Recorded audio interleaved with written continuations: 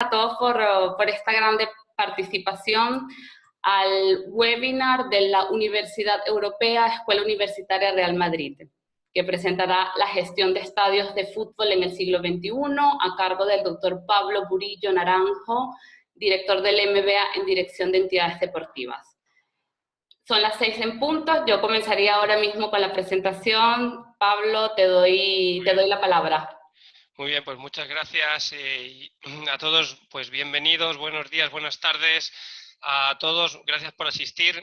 Vamos a hablar sobre un aspecto que siempre es novedoso y que siempre tiene controversia en función de dónde nos encontremos, que es la gestión de los estadios de fútbol, de ese magnífico deporte que mueve masas, que mueve emociones, que mueve muchísimo dinero y que por tanto es bastante complicado de gestionar y que todos queremos hacer muy bien.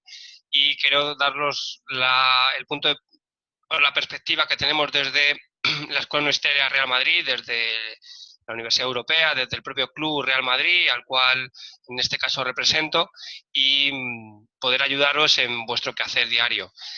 Sin más, voy a comenzar con la presentación. Comentaros que esta presentación es parte de la presentación que nosotros solemos hacer en nuestro máster universitario, el 100% online, es decir, hay alumnos que vienen a España en la parte presencial, pero también alumnos online, y esta es una parte de la presentación online.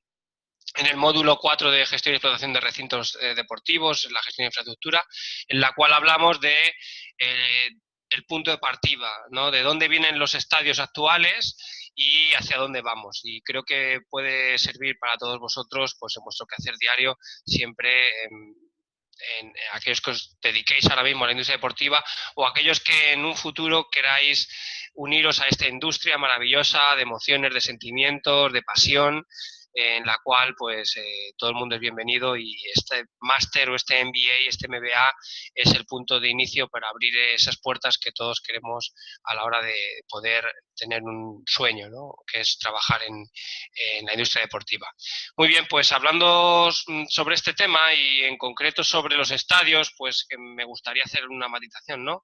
Que es de dónde venimos y hacia dónde vamos, ¿no? Pues el fútbol en principio era un deporte amateur, un deporte en el cual las primeras canchas no tenían más que lo que es el rectángulo de juego y una pequeña valla perimetral que dividía espectadores de jugadores, no mucho más, no existían ni focos, no existían gradas, no existía absolutamente nada, pocas personas se acercaban a ver a este deporte, a lo que es ahora mismo el fútbol. Pues es un deporte espectáculo, y esto es una foto de la final de la Copa América, el centenario, que se hizo en el MetLife Stadium, un estadio de fútbol americano, pero reconvertido al fútbol europeo, al soccer, para celebrar los 100 años de la Confederación y para demostrar al mundo pues que este deporte del fútbol es algo más que un simple juego, ¿no? Es un deporte como un espectáculo. Y en esto las instalaciones deportivas, los campos, tienen mucho que ver. Es decir, la instalación es aquella que permite el espectáculo y que permite que los sueños se hagan realidad. ¿Por qué digo esto? Pues porque no solo somos gestores de servicios. Es evidente que muchas veces tenemos una pequeña escuela en un barrio, una pequeña cancha, como os muestro aquí, con niños, en este caso niñas que quieren jugar. No solo eso, sino también somos gestores de emociones. Y la gente no solo quiere jugar, sino quiere ver a su equipo ganar, quiere ver a su equipo luchar. Se desplazan de unos países a otros, como vemos aquí en Rose Bowl de Los Ángeles, pues compañeros de Ecuador o de Canadá, etcétera. Bueno, somos gestores de muchas cosas, ¿no? Y en el fondo nosotros en Real Madrid nos preocupamos por esto, es decir, no solo ofrecemos al mundo un deporte, sino ofrecemos lo que realmente puede ser como Walt Disney. Somos una fábrica de ilusiones, de sentimientos, de pasión, de emociones, y queremos que la gente vibre cuando nuestro equipo juega. De ahí que nosotros nos tomemos a nuestras instalaciones, en este caso la más emblemática, que es el Santiago Bernabéu, o cualquier otra de nuestras instalaciones, como una realmente fábrica de sueños, de emociones, de pasión. Realmente nosotros podemos llegar a crear, o sea, a ser amistadores de estos sueños, pero no solo como gestores, sino también puede ser como entrenadores. también podemos ser gestores como preparadores físicos. Es decir, tenemos que entender que el fútbol ha cambiado de ser únicamente un juego a ser un espectáculo. Y eso significa que tanto los jugadores, preparadores físicos, entrenadores, abogados, gestores, todo el mundo tiene que comprender que para ser una fábrica de emociones, de sueños, de vida, tenemos que juntos unirnos en ese diseño de las instalaciones. Aquí vemos algunas de las instalaciones más grandes que yo he visto en el sentido de explotación, ¿no? Abajo a la derecha podéis ver una piscina en Japón y aunque no lo veáis, es una piscina en la cual podéis ver ahí algunos flotadores, etcétera, gente. Para llenar una instalación necesitamos que sea potente el mensaje. ¿Por qué vamos a llenar esa instalación? ¿Cuál es la emoción? Abajo a la izquierda vemos una playa artificial, como la gente quiere venir a un centro comercial pero está en la playa, o vemos la nueva cubierta que puede llegar a llamarse Abu Dhabi Santiago Bernabéu, es un diseño, el Santiago Bernabéu de momento no tiene nombre, pero podría tener aparte un segundo nombre, bueno, al final son instalaciones en las que pasan a pasar sueños de nuestra vida, son las catedrales del siglo XXI. ¿Y de dónde partimos? Bueno, pues partimos de unos espacios que al principio no estaban nada más que reglamentarios, que existían ahí en una serie de normas, pero que no había nada más, donde la gente tenía que jugar y ya está. Después empezaron a crear cubiertas, graderíos, vemos aquí algunas pequeñas instalaciones como de tenis, donde la gente, bueno, se siente donde puede, se puede ver mejor o peor, y donde no teníamos mucho más, ¿no? Es decir, el deporte nace solo con la reglamentación del espacio deportivo, que el campo tiene que medir pues 200 yardas de máximo de largo y ancho 120, que en este caso serían campos de fútbol el doble de lo que son ahora, ¿no? No había mucho más, ni siquiera las porterías tenían largueros, sino que ponía que los postes de la portería no tendrían ninguna cinta ni barra entre ellos, ¿no? Bueno, era un poquito raro como empezó el fútbol a lo que es ahora, ¿no? De tal manera que desde el siglo XIX, pasando todo el siglo XX, donde realmente explota el deporte, al siglo XXI, pues ha habido muchísimos cambios que es conveniente ver. ¿Qué generaciones han tenido estos cambios en los campos de fútbol? Bueno, pues pasamos de un advenimiento, es decir, los primeros campos de fútbol, los que existen, después llegamos a una regulación y desarrollo del deporte, donde ya el deporte amateur pasa a ser un deporte más profesional, a finalmente hacer una posmodernidad, es decir, pasamos ya a una época donde entendemos que el deporte es algo más y tenemos que tener instalaciones muy rentables, ¿no? Vamos a ver alguno de estas evoluciones de las instalaciones deportivas, ¿vale? En este caso, la primera generación de instalaciones, bueno, pues eran espacios que no eran instalaciones deportivas. Es decir, el deporte se empieza a disputar en otros tipos de instalaciones, en instalaciones dedicadas a musicales, a exposiciones, a cualquier otro evento que no era relacionado con el deporte, porque realmente no sabíamos qué era eso, ¿no?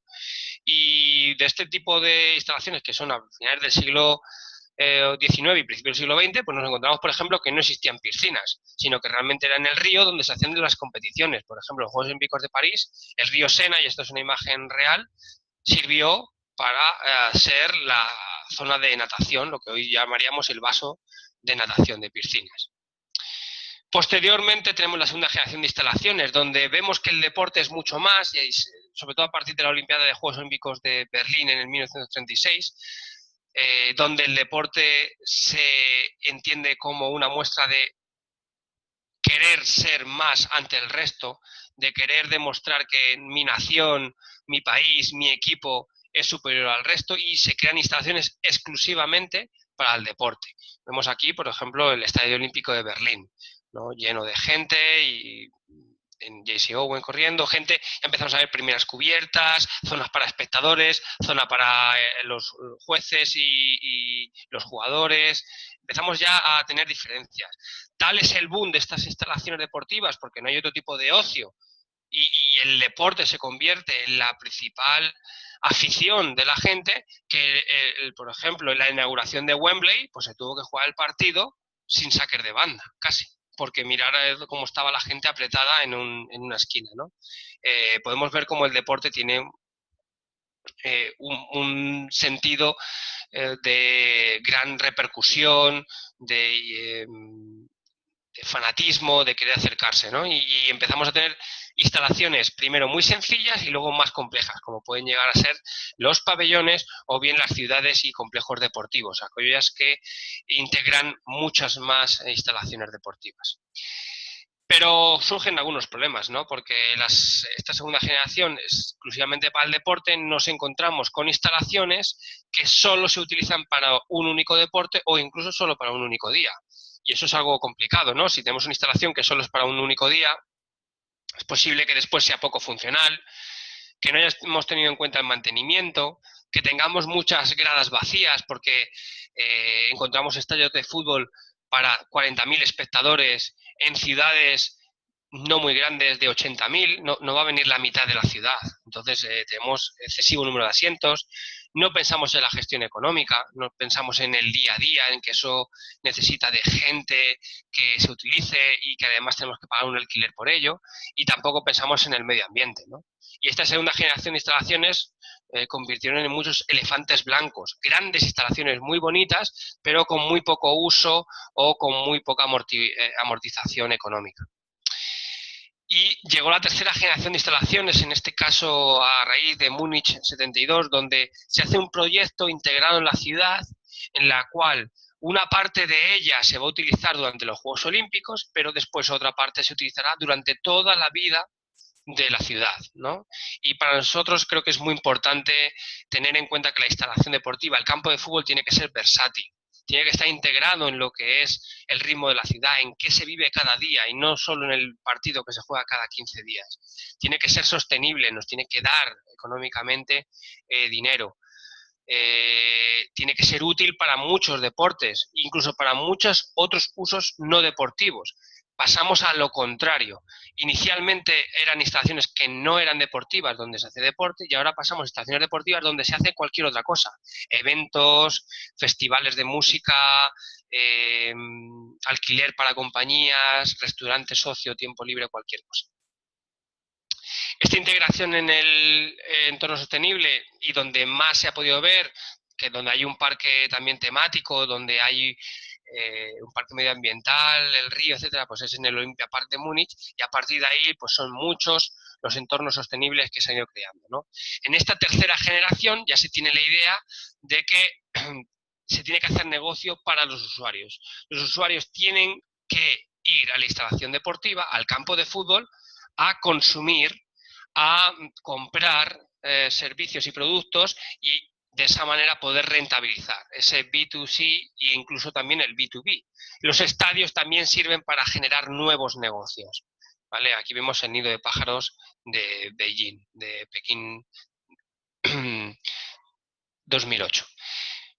Grandes instalaciones que al final le interesan no solo a la sociedad deportiva, sino también a la sociedad económica, a las grandes marcas que quieren ayudar con ese naming, con ese nuevo nombre, a los estadios. Quieren aportar su granito de arena y que sean conocidos más que por estadios, por su propia marca, ¿no? Como Allianz Arena, pero como hemos visto al inicio, el MetLife Stadium, el Emirates Stadium, etcétera, etcétera, ¿no? El business to business. Esa generación postmoderna del siglo XXI.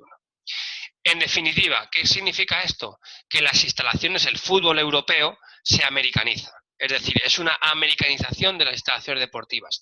Intentar sacar el máximo rendimiento a nuestro campo de fútbol.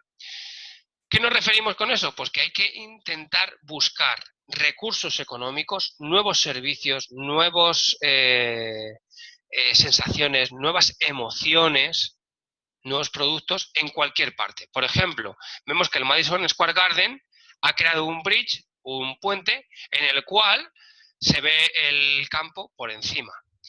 Es evidente que es ver un partido, en este caso de hockey hielo, pero es verlo desde la bóveda, desde la parte de arriba, es decir, de verlo desde un nuevo punto de vista, tener una nueva sensación, ¿no? Tener un campo de fútbol que sea una máquina de generar ingresos 24 horas, 7 días a la semana. Y nosotros tenemos nuestra parte también en Madrid. En este caso, pues el nuevo Santiago Bernabéu, que se aprobó recientemente y que va a recubrir todo el estadio. Finalmente no va a tener un hotel, que era lo inicialmente que también quería el club. Real Madrid, pero sí que va a tener un centro comercial, parking, nuevas zonas de ocio, de comercio, va a tener más restaurantes, va a tener teatros, auditorio, etcétera, va a poder cubrirse, o el Estadio Wanda Metropolitano del Atlético de Madrid, ¿no? Son estadios en los cuales, si los clubes y las entidades tienen restricciones a la hora de gastar, deben generar más ingresos, ¿no? Hoy en día el fútbol, en este caso en Europa, pero también pasa seguramente en Latinoamérica, no podemos gastar más de lo que tenemos. Es decir, muchas veces el salario de los jugadores, el salario del mantenimiento, nos hipoteca mucho. La única manera de poder crecer es generar más ingresos para poder gastar más.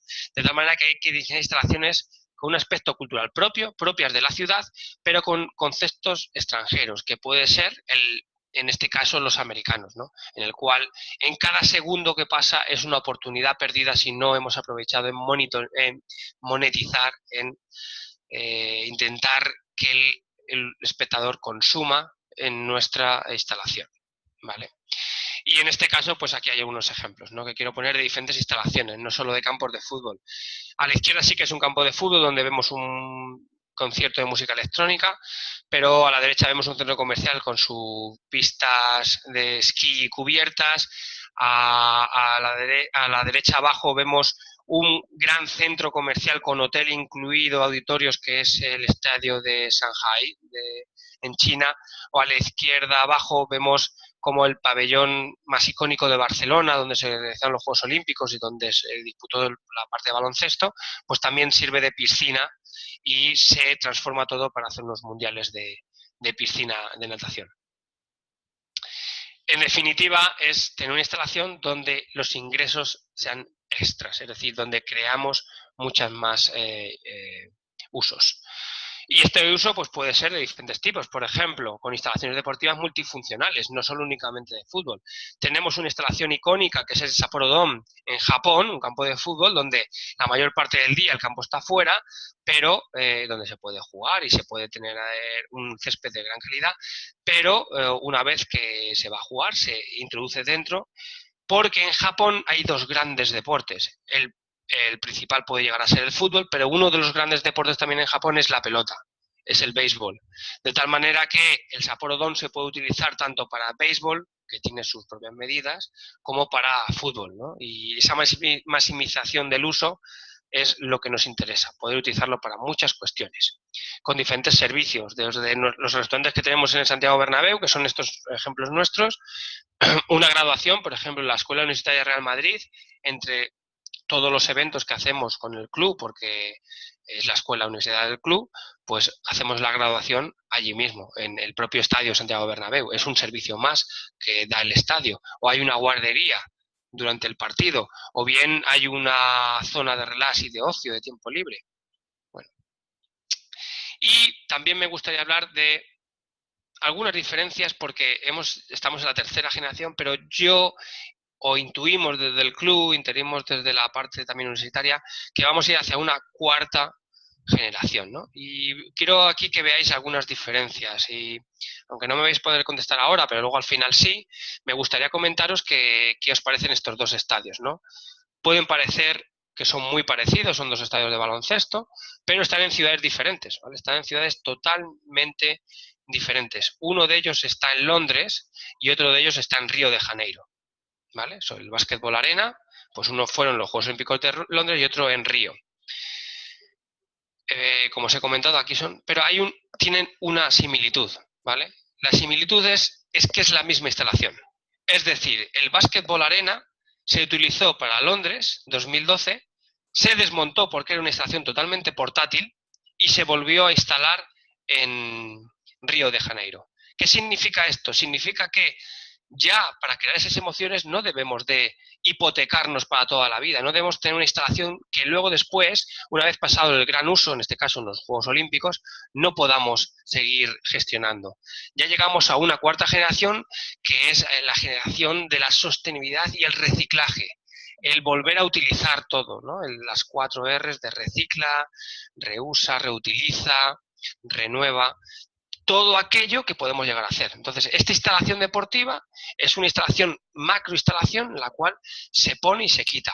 En el Mundial de Fútbol de Rusia ha habido bastantes gradas, las cuales han sido, o se han quitado y se han puesto. Es decir, estamos hablando de ya no crear grandes elefantes blancos, grandes instalaciones que luego después no sepamos cómo mantenerlas, sino adecuadas al uso de ese momento. Una gran idea, por ejemplo, para Juegos Panamericanos, que muchas veces muchos países no saben muy bien cómo afrontar ese negocio de los Juegos Panamericanos, porque tienen que crear muchas instalaciones deportivas para muy poco tiempo y quién sabe si después el país va a poder o no utilizarlo. Bueno, pues la sostenibilidad y el reciclaje, tener instalaciones que podamos poder y quitar, moldear, pues puede ser básico. Por tanto, bueno, hay preguntas que me gustaría hacer a vosotros, que seguro que venís de la industria deportiva, que os queréis dedicar a ello, que queréis ser seguramente alguna vez directores generales de una empresa, CEOs, queréis dirigir vuestra propia entidad, queréis tener un sueño, ser directores de marketing, de operaciones, etcétera. Bueno, pues dentro de los servicios y productos que vendáis, pues están las instalaciones deportivas, ¿no? Entonces, ¿cómo se diseñan las instalaciones? ¿Se diseñan porque son necesarias, porque la gente está motivada a hacerlo, porque el pueblo o la ciudad al lado lo tiene y como la capital lo tiene yo quiero otro igual?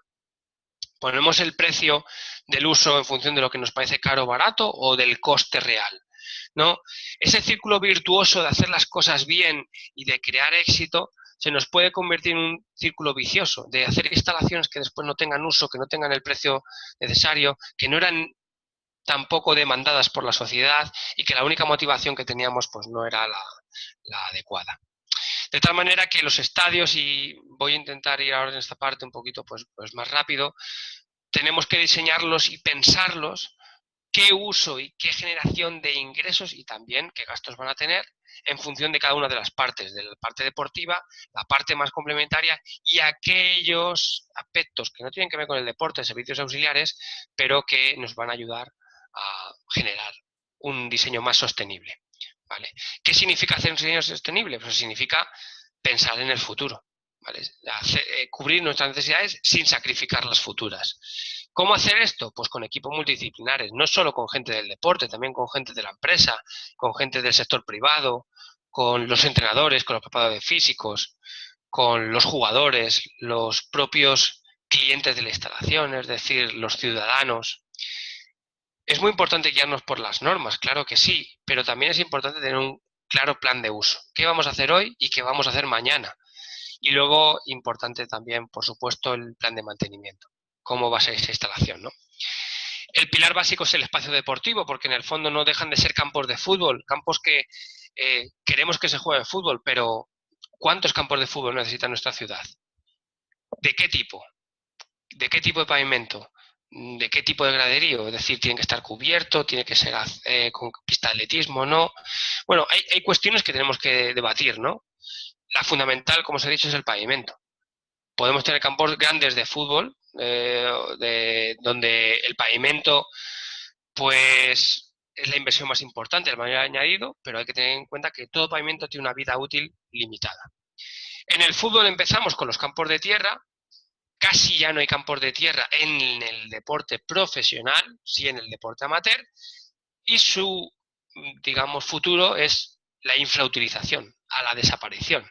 Están desapareciendo los campos de tierra. ¿Cómo lo estamos sustituyendo? Pues por otras superficies.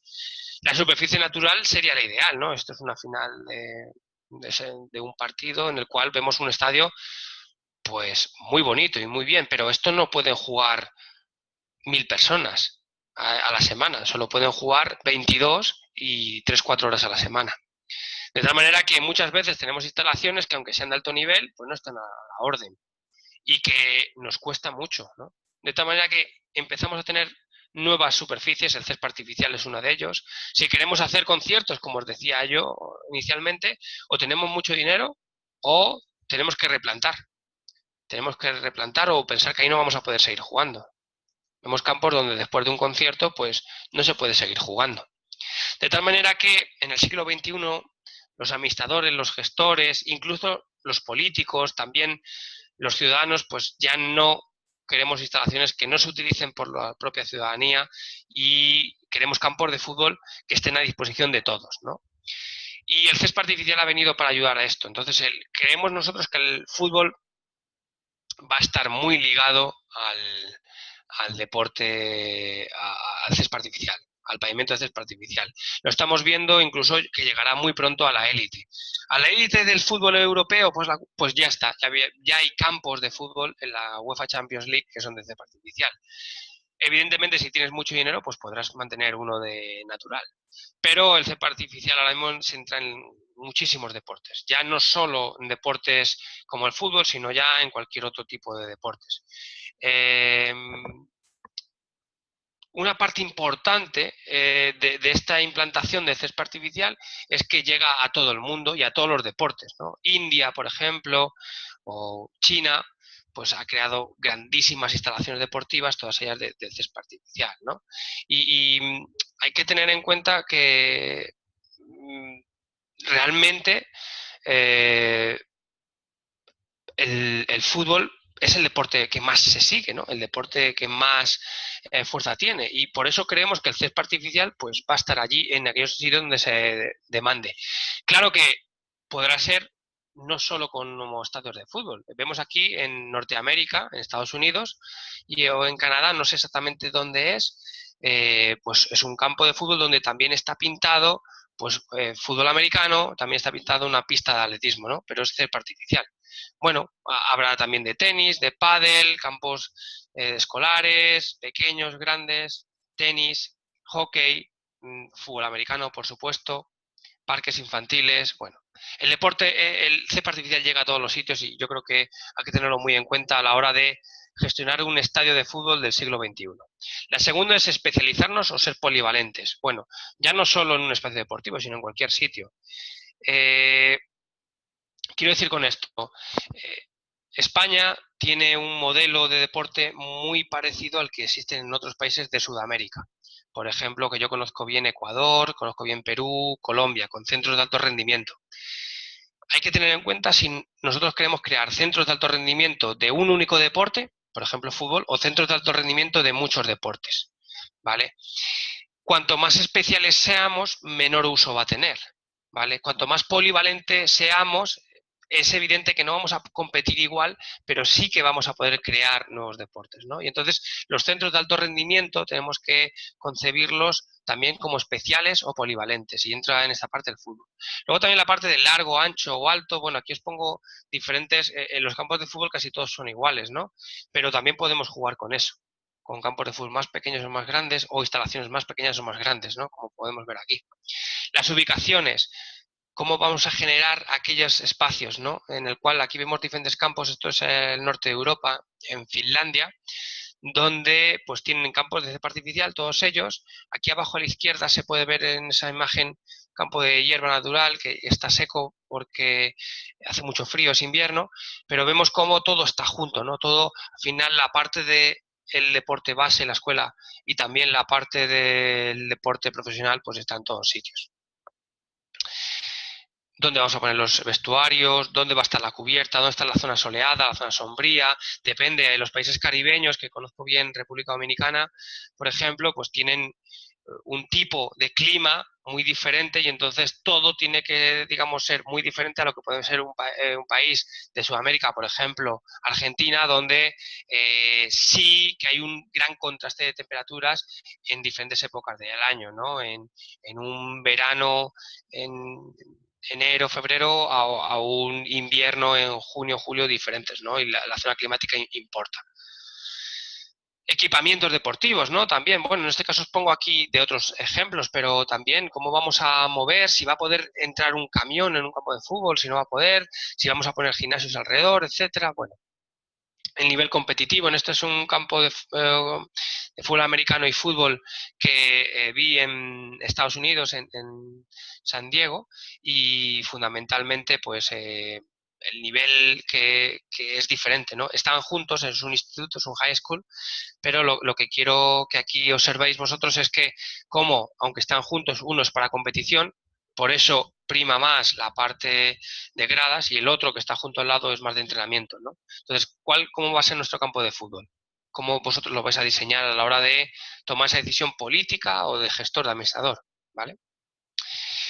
Otros espacios asociados que va a tener al lado del campo de fútbol, va a tener pistas de tenis, atletismo, etcétera, iluminación, espectadores, bueno. Y por último, los servicios auxiliares. Son aquellas zonas que no son deportivas, pero que nos hacen falta para generar negocios, ya sean cafeterías, restaurantes, tiendas, museos, incluso una autopista debajo de un campo de fútbol, como puede ser el Amsterdam Arena, todos esos servicios auxiliares, ¿no? Al final es tener un estadio de fútbol, un campo, 365 días explotados, ¿vale? Es decir, con generación de nuevos negocios 365 días, ¿vale?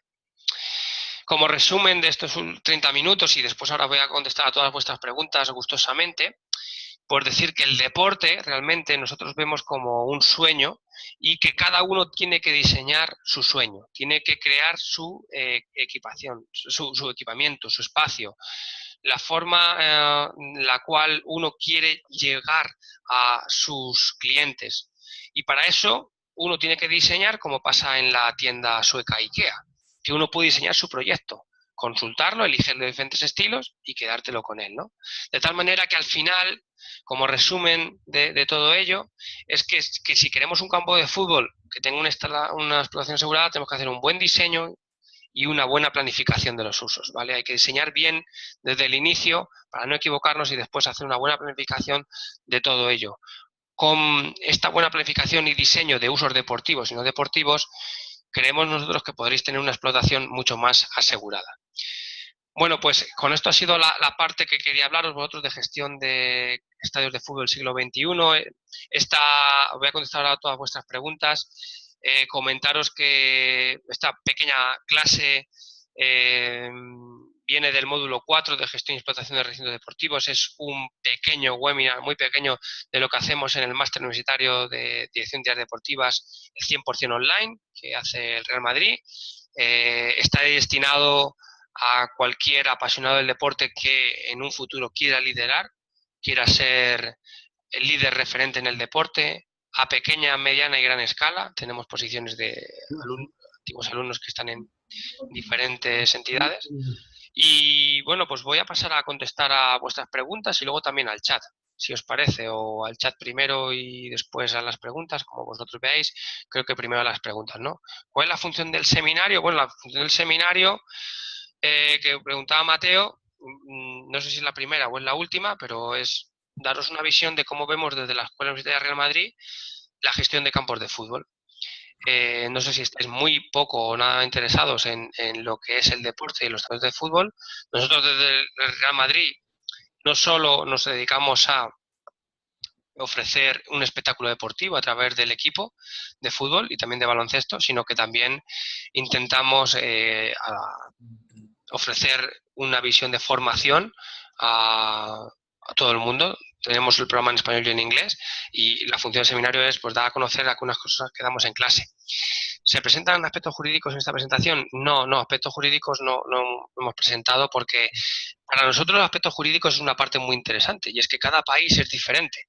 De tal manera que nosotros hablamos de aspectos culturales genéricos, hablamos de aspectos jurídicos genéricos y hablamos de lo que es la gestión, pero más global, porque ahí vale para todo. Es decir, al final un dólar, un euro, un peso es aquello que nos da de comer a todos, de tal manera que no incidimos en los aspectos jurídicos, ¿no? Es así. Pablo, perdona que te interrumpa. ¿Sí? He hecho un poco un resumen de las preguntas más importantes que han hecho por el momento los participantes. Sí. Gracias a todos los conectados que continúan escuchando esta presentación del profesor Pablo Burillo. Muy interesante. José Peralta nos hace una pregunta muy específica sobre tu presentación y nos pregunta que si es Hispanoamérica una plaza excelente para desarrollar inversiones fabulosas en infraestructuras y que estas por supuesto, sí. Crédito en corto plazo a través de captación de aficionados que gusten de los diversos deportes. Sí, por supuesto, ¿no? Cuando no solo Hispanoamérica, yo creo que también es el resto del mundo, es decir, África también lo es Asia.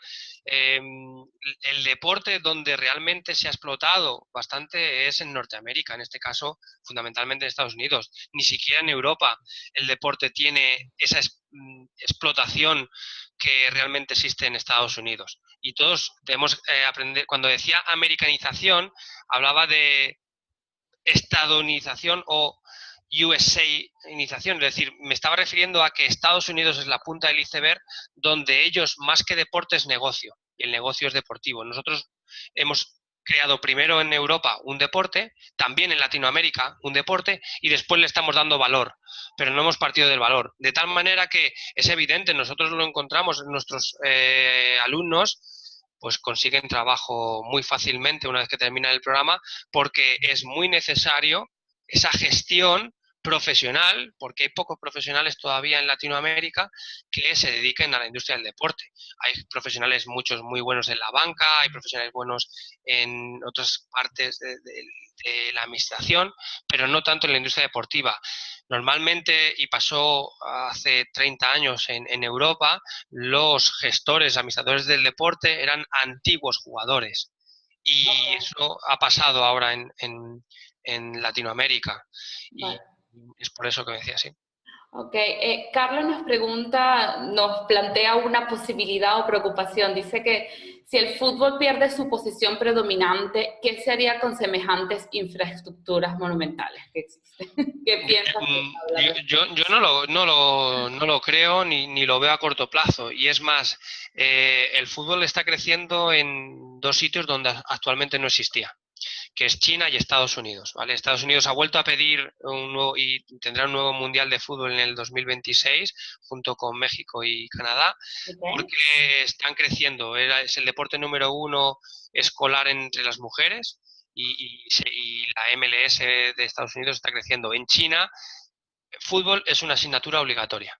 Es decir, igual que puede ser, por ejemplo, química, física, ciencias naturales, pues fútbol, la asignatura de fútbol es obligatoria en China. Entonces, no lo creo. Es evidente que puede haber modas. Los eSports están creciendo y no me atrevo a decir que una moda, pero posiblemente no sabemos hasta dónde llegarán, ¿no? Los deportes electrónicos. Pero no lo creo que el fútbol vaya a desaparecer. No obstante, es cierto esa pregunta, ¿no? Porque puede ser que en un sitio sí desaparezca por una mala gestión.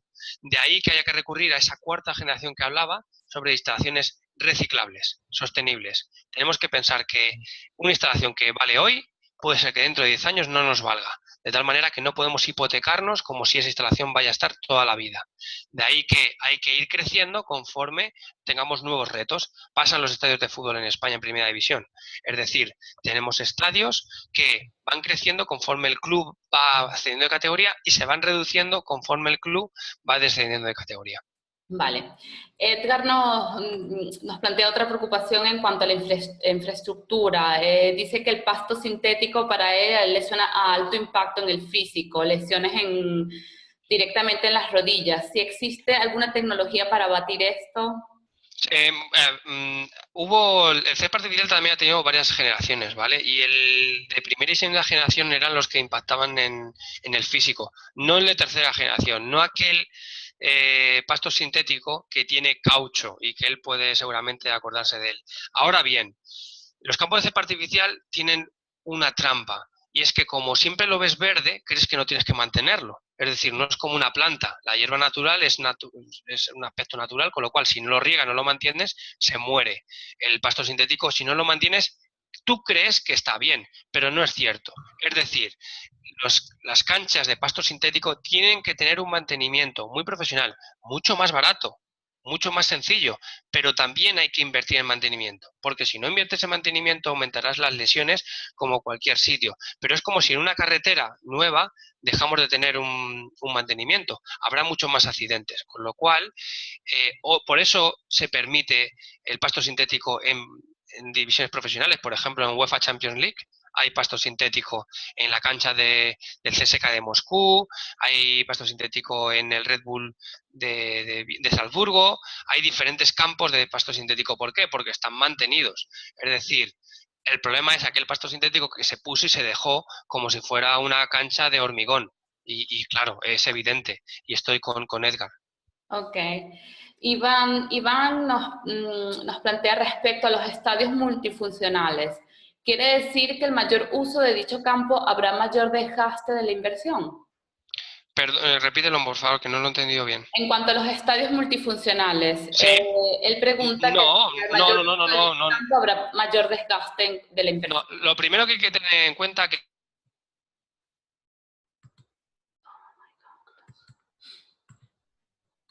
¿Qué pasa?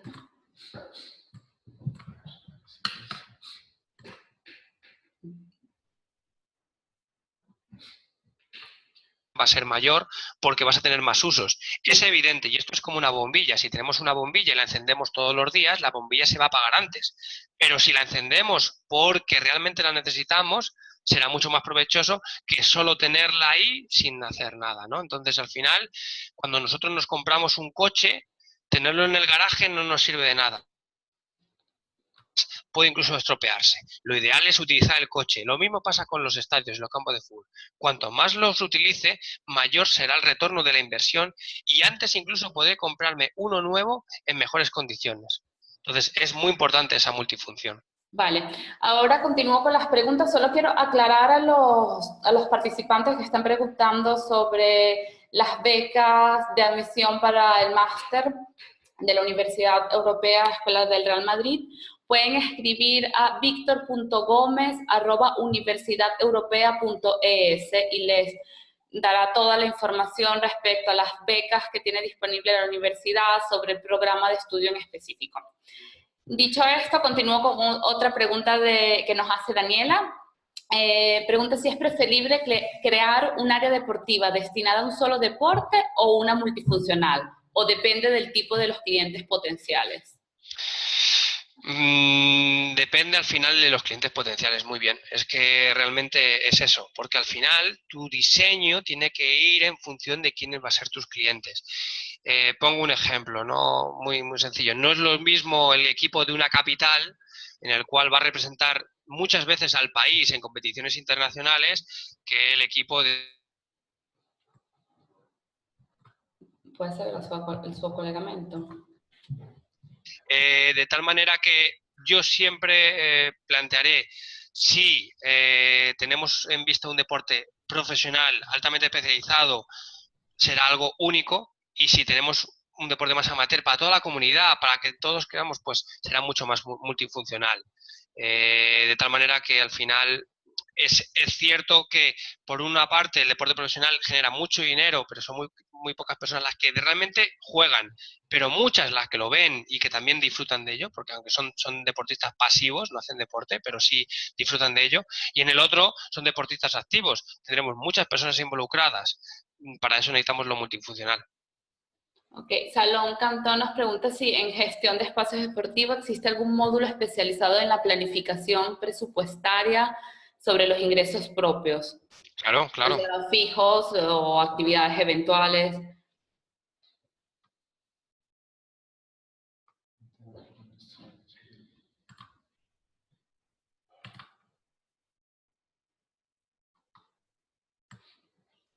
A lo que nos gastamos y otra cosa es cuánto nos ha costado, ¿no? Entonces, si no tenemos un modelo de cálculo de costes, no podemos diseñar bien una instalación. Pongo un ejemplo muy claro. ¿Quién paga el sueldo del conserje de un gran complejo deportivo? ¿El del campo de fútbol o el de la pista de atletismo, el de la pista de tenis? ¿Quién le paga? Entonces, tenemos que tener un modelo de cálculo y es evidente que en un MBA no nos podemos ir sin un gran modelo de cálculo para generar tanto qué costes tenemos, conocer qué costes tenemos, como los ingresos propios también y aquellos ingresos eventuales o variables. Ok. Daniela nos pregunta si crees que los campeonatos de fútbol femenino son una potencia.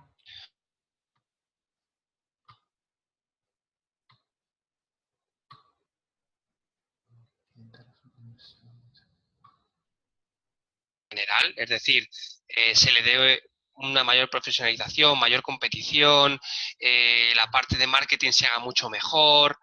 Por eso hacen falta muchos profesionales de la gestión deportiva, de la gerencia del fútbol femenino. Crecerá y será más atractivo para las marcas. Y lo que es atractivo para las marcas es porque es atractivo para las femenino.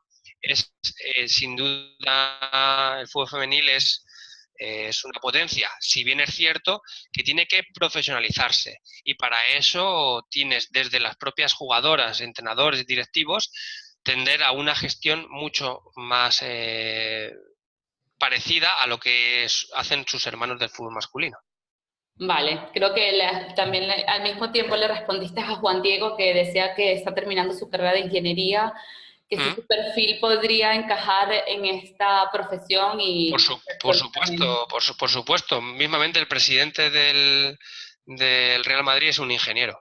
¿Vale? Florentino Pérez es ingeniero, entonces si uno puede ser presidente del Real Madrid, que lleva, aparte de otros negocios, lleva el club más grande del mundo, la parte deportiva, la parte de gestión, todo, y pues es evidente que claro que puede. Ok, vale. En este momento les estoy escribiendo a todos en el chat el correo para pedir información sobre el programa de estudios, sobre las becas, sobre el perfil, cómo poder mandar la candidatura. Lo he escrito en el chat, es victor.gomez@universidadeuropea.es, que veo que muchos interesados están preguntando el correo para pedir más información. Voy con una última pregunta de Abdul, que nos pregunta, ¿crees que la nueva Liga Europea de la FIFA atenta contra las gestiones de los clubes con los jugadores? Una pregunta, ¿no? Y es que al final lo que es un tema de concepto, ¿no? La FIFA es un organismo regulador que además genera negocio. Y eso solo pasa en el deporte. Es decir, donde el regulador también tiene parte del negocio y quiere rédito del negocio, ¿no? Imaginemos que en el fondo esto no pasa en otras industrias, ¿no? Y no es que parta con la gestión con los clubes, sino que al generar un nuevo negocio tiene que ser compartido con los clubes, ¿no? Y bueno, no creo que atente como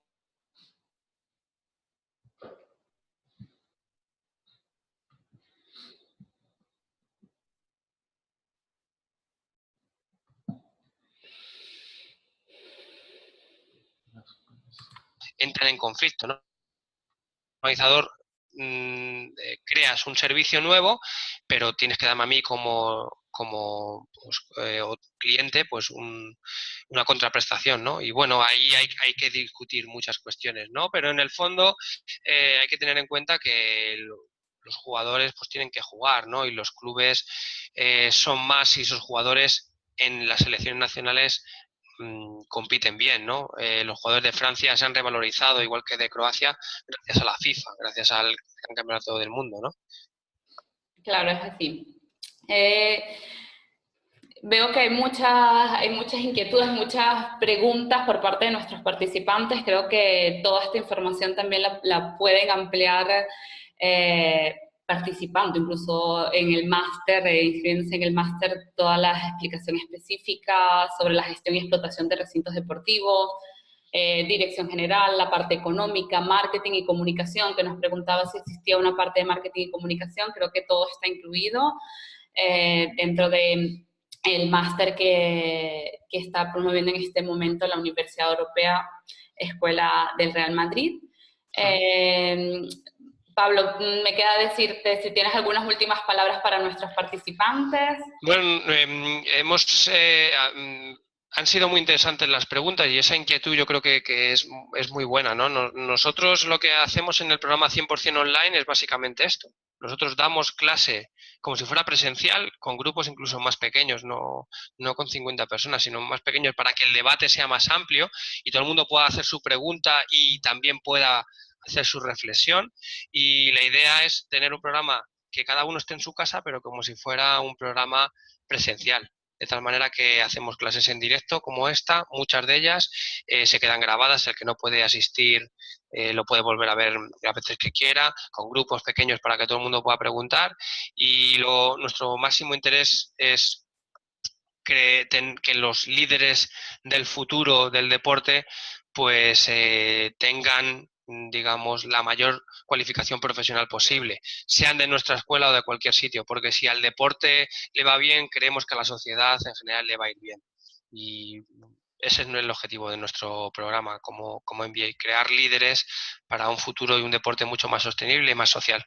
Excelente reflexión, Pablo. Muchísimas gracias a todos los participantes. Veo que todavía nos hacen preguntas sobre costos, becas, si la formación es solo a distancia. Tenemos también formación presencial, pero es cierto que es aquí en Madrid, va de octubre a junio, ¿vale? El programa es exactamente el mismo. Nosotros es un título oficial, el máster universitario, con lo cual tenemos que dar los mismos contenidos, mismos profesores, mismas competencias, mismos objetivos. La diferencia es que uno está en casa y el otro está aquí en Madrid, que tiene clase de lunes a jueves y entonces tiene más interacción con el profesorado que el que está en casa, que al final se tiene que conectar y es un poquito más complicado. Pero el programa es el mismo y bueno, puedes hacerse tanto aquí en Madrid como 100% online desde casa de cualquier parte del mundo. Tenemos alumnos de 6 continentes, o sea que al final nos faltan algunos de la Antártida, que algunos si vive por allí, pues lo atenderemos gustosamente. Fenomenal. Muchísimas gracias, Pablo. A Gracias ti. a todos los participantes.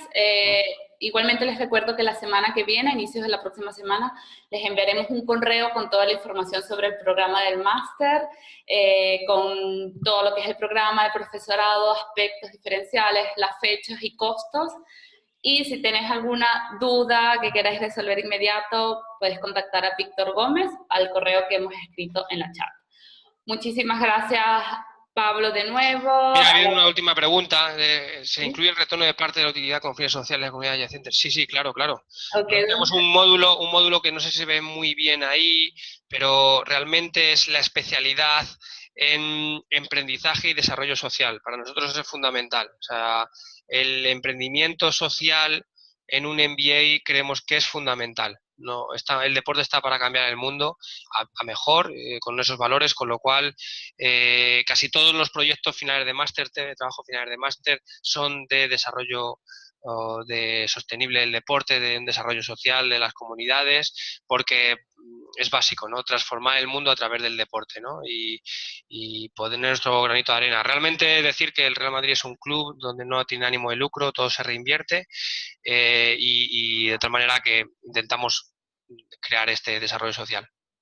Fenomenal, perfecto. Último recordatorio, que nos escriben que aparte la Universidad Europea concede premios jóvenes emprendedores sociales. Adicionalmente cada año, toda esta información se las mandaremos en un correo a inicios de la semana que viene. Si querés aclarar alguna duda antes, podés escribir a victor.gomez@universidadeuropea.es. Muchísimas gracias y nos vemos la próxima. Hasta luego. Hasta luego.